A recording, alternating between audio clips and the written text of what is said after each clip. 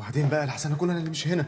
النظرية بتقول إن حسن ما كانش موجود أصلا، قصدي يعني إن المريض الحقيقي هو مش حسن خالص. طيب، النهاردة عندنا نظرية ضخمة ومعقدة عن فيلم آسف على الإزعاج، وهي إن المريض النفسي الحقيقي في الفيلم كان أبوه مش هو. بس قبل ما أشرح لك إزاي بالأسباب والتشخيصات وأسماء الأمراض النفسية والأحداث الحقيقية والدلائل من جوه الفيلم، اعمل لايك وشير وسبسكرايب وفعل الجرس لو عايز تشوف حلقات تانية في المستقبل إن شاء الله. ويلا بينا نبدأ. ده قصصه ده قصصه جايبالي تخلف. قبل ما نعكس الادوار واقول لك النظريه بتقول ايه وافسر لك، في الاول خليني احكي لك سريعا ملخص فيلم اسف على الازعاج. اسف على الازعاج بيحكي عن حسن صلاح الدين محسن، مهندس الطيران اللي عايش مع امه وابوه وبيعاني من اضطهاد الناس ومعاملتهم الوحشه ليه، وبيشتغل على مشروع مش عارفين ايه هو بس هيفيد البلد، وبيبعت جوابات لرئيس الجمهوريه علشان يتبنى مشروع، وبيحكي له على معاناته مع الاضطهاد. ولكن مش مجرد ان الناس مضطهداه في الشارع، ده كمان بيجيله مكالمات من شخص بيحقر منه وبيقلل من انجازاته. وبعدها حسن بيشوف بنت وبيحاول يقرب لها وبيحبها وهي فريدة، ومع الوقت حسن بيبدأ يشك في اللي بيحصل، فبيقرر يصور ردود أفعال الناس، فبيلاقي اللي في الكاميرا عكس اللي بيسمعه وبيشوفه، لحد ما بيكتشف إنه بيتهيأ له إن الناس بتضطهد، وأمه بتصدمه كمان إن أبوه ميت وإنه بيتعامل مع الفراغ. وبعدها بيقلب في صوره على الكاميرا، بيكتشف كمان إنه متصور لوحده ومفيش فريدة، وإن عقله كان مقيف كل اللي بيحصل في حياته بحيث إنه يعمل شخصية تحبه ويعمل لها بروفايل بعنوان باسم بصفات معينة ملمومة كلها من عقله الباطن. وحسن بيتعالج في المصحة وبعدها بيكمل على الأدوية وبيتقابل مع فريدة الحقيقية وبيعرف إن اسمها الحقيقي مريم. ولكن في آخر مشهد بنعرف إنه بطل الأدوية شوية، وبنلاقيه بيتصور صورة جماعية مع مراته مريم وولاده وأمه وأبوه، بس في الحقيقة بيختفي من الصورة أمه وأبوه، فبنعرف إن أمه كمان ماتت وانتكس هو بموتها فوقف الأدوية. وأثناء التتر كمان بنعرف إن هو اللي كان بيتصل بنفسه من رقم تاني. وهنا بقى عايزك تركز معايا علشان اللي جاي انت ما سمعتوش قبل كده نهائي. النظرية بتقول ان حسن مات وشبع موت من وهو عنده 19 سنة، وكل اللي حصل في الفيلم ده هو من نسج دماغ ابوه الحاج صلاح. بس كده يا خالد؟ ما انا هقول لك ازاي. خلينا نستعرض الأحداث الحقيقية اللي جمعها عقل صلاح وكون منها الحكاية اللي شفناها في فيلم آسف على الإزعاج، وكل مشهد أحكيه هتقدر تربطه بمشهد شبهه حصل في الفيلم. في الحقيقة النظرية بتقول إن صلاح الدين محسن زيدان كان كابتن طيار محترم من وهو عنده 30 سنة، وأثناء السفر والتوتر وانعدام التركيز كان بيحصل له أعراض غريبة، إحساس بالانفصال عن جسمه كأنه بره نفسه أو مراقبها من بره، حاسس إن وعيه مش كامل، كأن وعيه مركبش الطيارة لسه وجسمه هو اللي بيسوق. الأعراض دي كانت بتحصل له كل فترة مع قلة النوم ومع السفر، ولما كشف عرف إنها مش حاجة خطيرة واسمها اختلال الأنية. صلاح كان عنده اقتراحات سياسية واقتصادية وما كانش عاجبه حال البلد، وبناء عليه كان بيبعت جوابات للرئيس السادات في البريد المصري في الوقت ده، وما كانتش حاجة بتوصل نهائي. وكان مع كل جواب ما بيوصلش وبيلاقيه متراكم في صندوق البريد كان بيحس بالإحباط والهم، وكان بيكره حال البلد أكتر، وكمان كان بيكره الناس لما يلاقيهم مش بيسعوا لأي تغيير ومتقبلين أوضاعهم، وبالتبعية كانت الناس بتعامله وحش لما كان بيظهر لهم هو قد إيه محتقرهم. صلاح في سن ال 33 اتجوز وخلف ابنه حسن بعد 9 شهور بالظبط من الجواز، وحسن كان طبيعي جدا، بس صلاح اللي كان كل فترة بتراوده هواجس غريبة وأفكار مش مفهومة واكتئاب موسمي بيجي كل شتاء. وكانت نوعية الهواجس اللي بتجيله لثواني عبارة عن ماذا لو كان جزء من جسمه مش موجود، ماذا لو في عضو مش شغال جواه، ما هو ما يعرفش، ما هو عمره ما عمل فحوصات ولا شاف جواه ايه. وكان مع الاكتئاب بيزيد شعوره بالعدمية وانه ملهوش قيمة ولا لازمة. بس ما كانش الموضوع بيزيد عن كده، صلاح كان اعز حد عنده هو ابنه حسن، وخلاه يدرس هندسة طيران علشان يبقى زيه في نفس المجال، وكان معتبره صاحبه دايما. ولما حسن تم 19 سنة طلب من ابوه انه يشتري له موتوسيكل، وبالفعل صلاح وافق فورا واشترى له الموتوسيكل. وبعد ما اتعلم حسن السواقة قرر ياخد ابوه لفة بالموتوسيكل،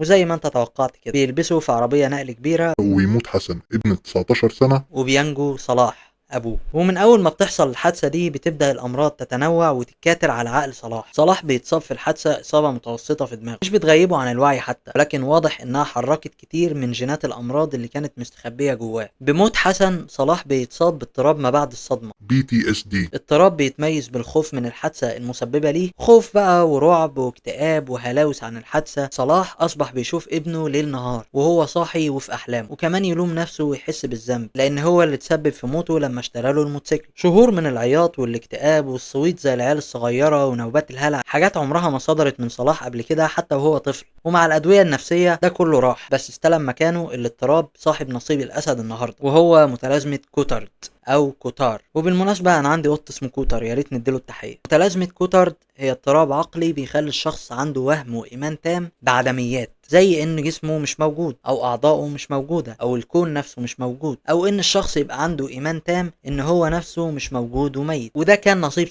صلاح اترسخ جواه ايمان ثابت انه مات وما بقاش موجود في الدنيا دي. فيسألوه طب انت مت ازاي؟ يقول لهم مت من الخوف والرعب والحزن على موت حسن، وهو مؤمن انه مات فعليا مش معنويا. فيقولوا له طب انت بتتكلم معانا دلوقتي ازاي؟ فما يعرفش يجاوب، ما يعرفش غير انه مش موجود وانه مجرد جثة ومتحللة كمان ومتعفنة. وهنا الدراسات بتقول ان اختلال الآنية والهواجس اللي كانت بتيجي لصلاح وهو في الثلاثينات من عمره كانت مقدمات لمتلازمة كوتر، يعني كانت تمهيد مستخبي وما صدق خرج بعد ما حصل له اضطراب ما بعد الصدمة. النظرية بتقول ان متلازمة كوتر حصلت كرد فعل دفاعي يرحم عقل صلاح من شعور الخوف والذنب والألم بعد سنين من معاناة صلاح مع الأدوية النفسية. الاضطرابات بيضاف لهم ضيف جديد وهو الفصام او الاسكيزوفرينيا الدائمة الناتجة عن كل اللي فات. وبناء عليه بيبدأ صلاح يصنع نسخ جديدة من ابنه خياله، بس النسخ دي هو برضه مؤمن تماما انه ميت، يعني هو مجرد شاهد عيان فيها او شبح او ضيف شرف. فبدأ بدون وعي يتكلم مع الفراغ ويناديله بحسن ويعامله على انه ابنه، لحد ما مراته بتزهق من الوضع ده وبتصدمه وتفوقه وتقول له حسن مش هيرد عليك يا صلاح لانه مات. صلاح بيفوق لثواني وبيطلب انه يتعالج من كل ده، وبعدها بياخدوه للمصحة. وفي المصحة بيتخيل السيناريو الاخير بخيوط متماسكة جدا ومحبوكة ومتكاملة ومنطقية، وهو مؤمن تماما برضه انه لسه ميت. عقله بيحط كل اللي حصل له في حياته في حياة ابنه اللي كان نفسه يعيش، فبيتخيل ان ابنه حسن كبر وعاش واشترى موتوسيكل وجاله فصام. في الخيال ده صلاح بيبقى مبدل الادوار وشايف ابنه حي وحقيقي ومريض فصام، وشايف نفسه ميت بيزور ابنه في شكل هلاوس. النظرية بتقول ان كل شخص في فيلم اسف على الازعاج هو في الحقيقة شخصية تانية كان مرتبط اسمها او شكلها بصلاح، فدماغه سكنتها في الادوار الجديدة في حياة حسن الخيالية. لو جينا لبعض الادلة اللي تقول ان كل اللي حصل في الفيلم من نسج دماغ صلاح، هنلاقي حاجات بسيطة زي لبس حسن. لبسه كان قديم ما كانش لايق على سنه، والنظرية بتقول هنا انه كان اول نوع لبس يلجأ ليه عقل صلاح لانه لبس على نفس ستايله بتاع زمان. وهنلاقي التشابه بين شخصية حسن وصلاح في حتة زي الجدال والاعتراض على البديهيات اللي بيقولها الناس في الكلام، زي انت جيت يا حبيبي؟ لا انا لسه ما جيتش. انت هنا؟ لا هناك. وهنلاقي كمان التشخيص السريع الغير دقيق اللي ظهر في الفيلم اللي ربط بين الصدمة بتاعة موت ابو حسن واصابة حسن بالفصام. وفي الحقيقة ان الربط المباشر السريع ده مش دقيق كفاية، وعدم الدقة ده يقرب لنا فكرة ان القصة بتدور في دماغ حد، لان الدماغ لما بيألف حدوتة كهلوسة ما بتكونش متقنة، انما خليط من اقتباسات وتجميع من اللي لقطه عقله الباطن اثناء اليوم. والنظرية بتقول ان صلاح لقط تشخيص الصدمة والفصام من كتر ما بيسمعه في المصحة. طيب مفيش دلائل كفاية للنظرية دي يا خالد؟ يا عم واحنا بنعمل ملحمة الإلياذة والأوديسا انا بفضل الله ذكرت لك اضطراب محدش في مصر اتكلم عنه، ولو اتعمل عنه فيلم بكره هيبقى العبد لله هو اللي حط البذرة. النظرية بتقول ان صلاح الجثة السائرة بعد خليط من الاضطرابات العقلية دي بتتلف خلايا مخه بالكامل في سن ال77 وبيموت في المصحة. وللأسف محدش بيشهد التحفة الفنية اللي ألفها عقله اللي كانت فيلم آسف على الإزعاج. وفي النهاية ما تنساش تعمل لايك وشير وسبسكرايب وتفعل الجرس لو عاوز تشوف حلقات اكتر، وتقولي رأيك في التعليقات، وتتواصل معايا على اكونتاتي لو حابب تكلمني في اي حاجة. وانا بجد مبسوط انكم بتقولوا نظريات في الكومنتات وبتكملوا عليا، لاني بحس اني مؤثر، فمش هنكر اني بتبسط بده الحمد لله. وكمان انا سايب لك لينكات البحث النفسي بالمصادر يفتح. انت بتهبد يا خالد.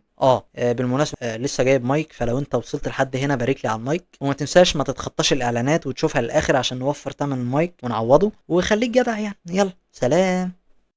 مفيش اخبار عن فريدة؟